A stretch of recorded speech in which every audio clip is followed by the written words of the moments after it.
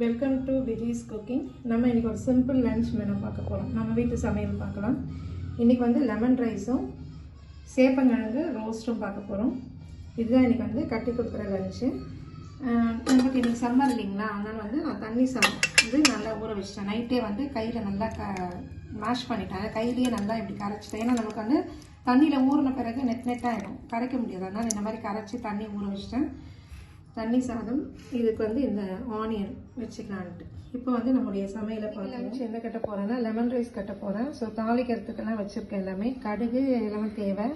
இங்கே வந்து வேர்க்கடலை, உளுந்து, கடலைப்பருப்பு, காஞ்ச மிளகாய், கருவேப்பிலை, பச்சை மிளகாய், ஒரு பழம் வந்து பிழிஞ்சிருக்கேன். ஒருத்தருக்கு வந்து ஒரு பழம் பிழிஞ்சிருக்கேன். மிச்சம் இருந்தால் நான் கொஞ்சம் சாப்பிடுவேன், ஒரு புடி இருந்தால். அடுத்தது வந்து சேப்பங்கிழங்கு ரோஸ்ட் வந்து ஒரு 4 கிழங்கு வந்து ஒரு 3 விசில் கொடுத்து நல்லா அலசிட்டு வச்சுருக்கேன்.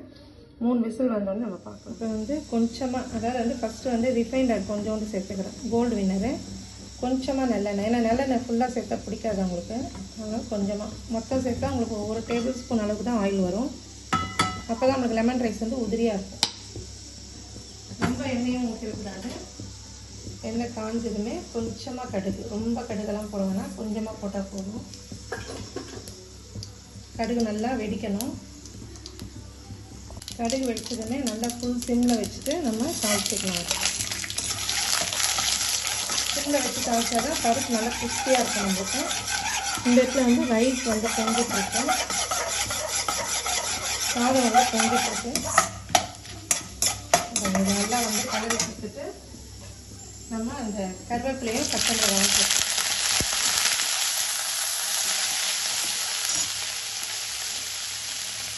எடுத்துட்டு பெருங்காயம் கண்டிப்பாக போட்டால் தான் டேஸ்ட்டாக இருக்கும். நல்லா ஒரு 4 டீஸ்பூன் பெருங்காயம் சேர்க்கலாம். தேவையான அளவுக்கு உப்பு, ஒரு அழை கரைச்சி நம்ம கலர்றோம்னா தேவையான உப்பும் மஞ்சத்தூளும் சேர்த்துக்கலாம். கொஞ்சமாக 1 பிஞ்ச் அளவுக்கு மஞ்சத்தூள். ரொம்ப நான் எல்லோவாக செய்ய மாட்டேன், ஓரளவுக்கு லைட் எல்லோவாக இருக்கிற மாதிரி செய்வேன். இதெல்லாம் கலர்னாலே நம்ம வச்சுருக்க இந்த லெமன் வந்து கண்டிப்பாக நம்ம ஸ்டவ்வில் இருக்கும்போது தான் ஊற்றணும். இது சில பேர் என்ன பண்ணுவாங்க, ஆஃப் பண்ணிட்டு ஊற்றுறாங்க. பட் நாங்கள் வந்து இந்த மாதிரி கசக்காது எதுவுமே இருக்காது, நல்லாயிருக்கும். டேஸ்ட் வந்து இப்போ நல்லாயிருக்கும். லெமன் ரைஸ் நல்லா இதெல்லாம் ரோஸ்ட் ஆன பிறகு இதை ஊற்றிடணும். கொட்டை அந்த சீட்ஸ் எல்லாம் எடுத்துடணும். அவ்வளோதான். இதை எடுத்துகிட்டு ஒரு சின்ன கொதி, சிம்மர்லேயே வந்து ஒரே ஒரு கொதி வரும். நான் எப்போவுமே வந்து 1 ஸ்பூன் நெய் போடுவேன், ஏன்னா ஹீட் ஆகாமல் இருக்குன்றதுக்காக. டேஸ்ட்டும் நல்லாயிருக்கும். ஒரே ஒரு ஸ்பூன் வந்து நெய், சும்மா கொஞ்சமாக நெய், அவ்வளோதான். இப்போ நமக்கு லெமன் ரைஸ் ரெடி. இது வந்து சாதம் வந்து கொதிச்சிட்ருக்கு. நல்லா வெந்த பிறகு நம்ம வடிச்சிடலாம். கொஞ்சம் வந்து இதுவாக இருக்கணும், ரொம்ப சாஃப்டாக வந்துடக்கூடாது. ஓரளவுக்கு ஒரு 98% வேகணும். இப்போ சேப்பங்கிழங்கு ரோஸ்ட்டுக்கு வந்து கடாய் வச்சுருக்கேன். எண்ணெய் கொஞ்சம் ஊற்றலாம். ஒரு 2 டீஸ்பூன் ஊற்றினோன்னா கடுகு போட்டுக்கலாம். அதுலேயே உளுந்தும் இருக்குது, 4 சீரகம். உளுந்தும் சேர்க்கலாம், வேணா கிறிஸ்பியாக உங்களுக்கு அங்கங்கே வரணும்னா உளுந்து சேர்த்துக்கலாம். இது நல்லா பொரிஞ்ச உடனே நம்ம எடுத்து வச்சு 2 பூண்டு, ஒரு கொத்து கருவேப்பிலை. கடுகு நல்லா பொரிஞ்ச உடனே நம்ம இதை சேர்த்துப்போம். இப்போ வந்து இது வெந்த பிறகு தோல் உரித்து இந்த மாதிரி குட்டி குட்டியாக இந்த மாதிரி ரவுண்டாக கட் பண்ணி வச்சுட்டு ட்ரை ரோஸ்ட்டுக்கு இந்த மாதிரி கட் பண்ணால் தான் நல்லாயிருக்கும்.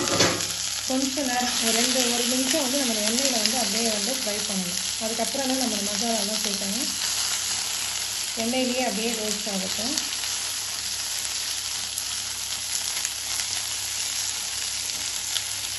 அப்படியே ரோஸ்ட் ஆகும். அடுத்த சைடாக நம்ம சேர்க்கணும். நல்லா உதிரியாக வரணும்னா இந்த மாதிரி பண்ணணும். ரொம்ப எண்ணெய்லாம் ஊற்றோம்னா பார்த்து கொஞ்சமாக ஊற்றினாலே போதும். 3 கிழங்கு ஒரு 2 டீஸ்பூன் எண்ணெய் தேவைப்படும். கொஞ்சமாக மஞ்சத்தூள். இது வந்து ரைஸில் நம்ம கட் பண்ணிவிட்டு கூட அப்படியே மசாலா சேர்த்துக்கலாம். கையில் எடுத்து நம்மளாம் தூள் போடுறோம், ஏன்னா அது கரெக்டாக அளவு தெரியும்ன்றதுக்காக. ஏன்னா கொஞ்சமாக இருக்கு இல்லைங்களா, அதனால் தேவையான அளவுக்கு உப்பு. இதை அப்படியே நம்ம சிம்மில் வச்சு ரோஸ்ட் பண்ணிக்கலாம்.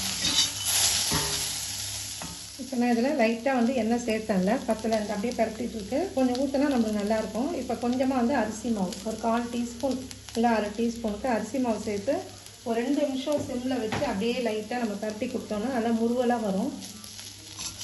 இந்த மாதிரி நல்லா பரட்டிட்டு அப்படியே நம்ம விட்டுட்டோன்னா ஒரு 2 நிமிஷம் அப்பப்போ கொஞ்சம் லைட்டாக கலரி விட்டால் போதும். நல்லா நம்மளுக்கு ரோஸ்டடாக வரும். நம்முடைய சேப்பங்கிழங்கு ரெடி.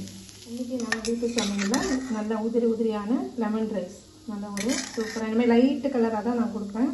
ரொம்ப மஞ்சள் தூள் போட்டால் மஞ்சளாக இருக்கும்ன்றதுனால லெமன் ரைஸ், நல்லா ரோஸ்ட், சேப்பங்கிழங்கு ரோஸ்ட்.